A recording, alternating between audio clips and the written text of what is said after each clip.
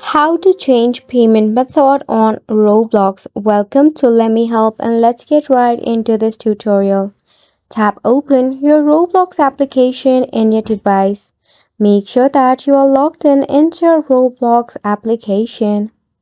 To change a payment method, click on the More option. From here, head on the Settings option.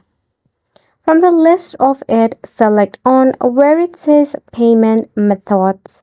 So go ahead and tap on it.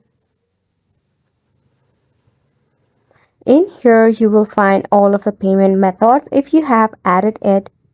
To change on it, firstly, remove the added one and select on Add. To add a new payment method, you need to enter the card number, expiration date, and the CVC number. Also set the billing address, billing email, and full name, country, and your address line and tap on Save. By this way, you'll be able to change or add a new payment method on your Roblox. For some reason, if you cannot perform this, you have to go ahead and check out the help and support of Roblox. That's pretty much it for the video as well. Thank you so much for tuning in.